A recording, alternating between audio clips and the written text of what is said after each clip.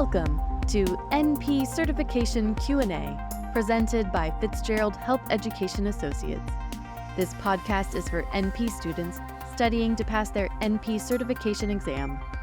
Getting to the correct test answers means breaking down the exam questions themselves.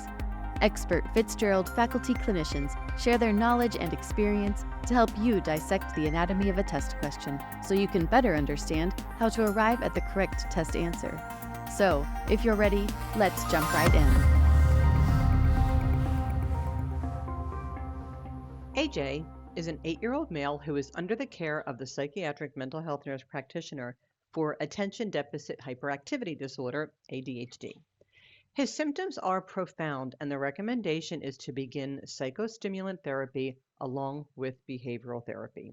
The parents are concerned because they have read that psychostimulant therapy can impact growth and final adult height if the child starts taking it before the growth spurt of adolescence. The most appropriate response to the parents is to say that A, the impact on growth can be minimized by taking breaks from the medication on weekends and over the summer. B, this concern is not supported by the evidence and that there is no impact on growth when appropriately prescribed. C, the impact on growth can be significant and the best management for this patient is likely a non-stimulant option. Or D, the cardiovascular consequences are actually the bigger concern. What is the most appropriate response to the parents when psychostimulant therapy is indicated, but they are concerned about the impact on growth? So clearly it's a pharmacology question, and specifically it's a question about potential adverse effects and weighing the risk-benefit analysis. And given this scenario, the best answer to the question is A. A is the correct answer here.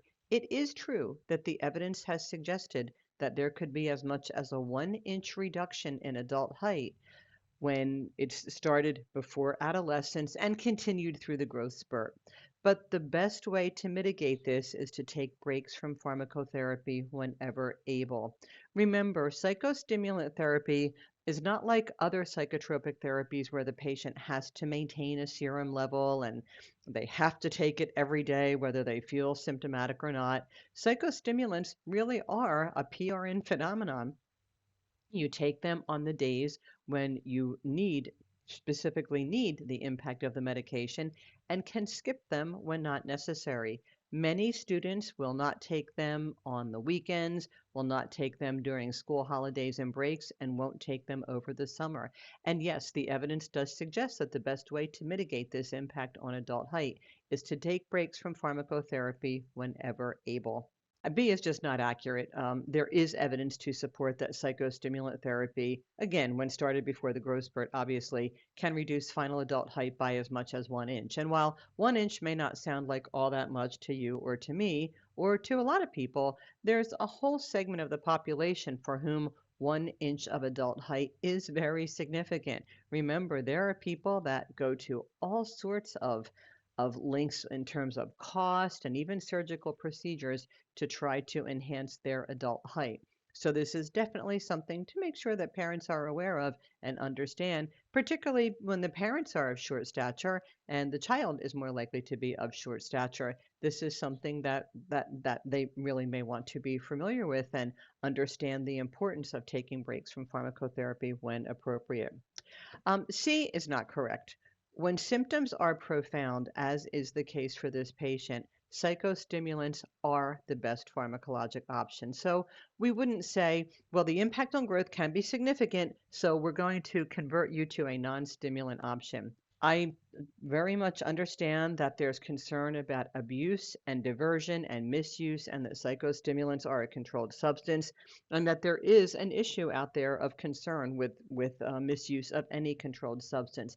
And that's why patient assessment, risk assessment are so important. I mean, in the end, patient selection is critical. But if the patient is not at particular risk and you don't have concerns about abuse, misuse, or diversion, and the symptoms are profound, as is the case for this patient, psychostimulants are more efficacious than any other medication available for ADHD.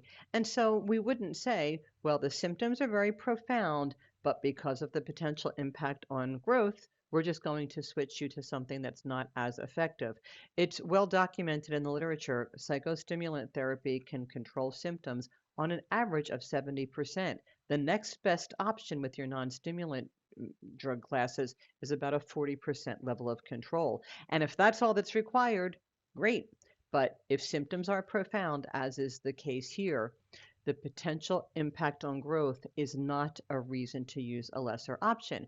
We make sure the parents are informed, we make sure the parents consent, and we make sure they understand that it's really important to take breaks when possible, which again makes A the best answer. And D is also not the best answer, not even a good answer. We would not say that the cardiovascular consequences are actually the bigger concern. It's not correct. The cardiovascular impact is not significant in, again, appropriately selected patients. Patient selection is the key for anything, not just with a psychostimulant. And so if you have a patient and you think that a psychostimulant is appropriate, you do a cardiovascular risk assessment. It starts with a history and a physical exam and a review of systems. And of course, if there are anything there, that's a flag.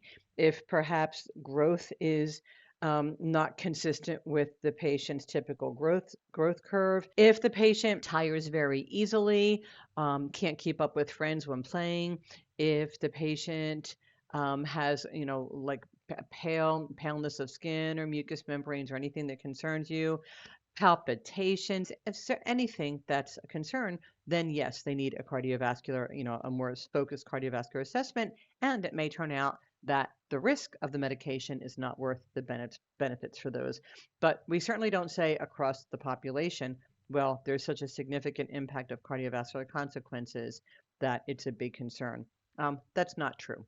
And so when you take this question and evaluate all the answer choices, A is the best answer. And the real takeaways here, as far as I'm concerned from a testing perspective, are that A, psychostimulants are the most effective pharmacotherapy and are indicated for the most profound of symptomatic patients when there is no identifiable risk for abuse, misuse, or diversion from the patient or from the parents or the family unit, that there is a potential reduction of 1 inch of adult height, and that families should be aware of that and understand how important it is to mitigate that by taking breaks whenever able, and that a good cardiac screening, a history and physical review of systems, should be done before going any further. And if you see any cardiac concerns, then you would ask for cardiology clearance before prescribing it.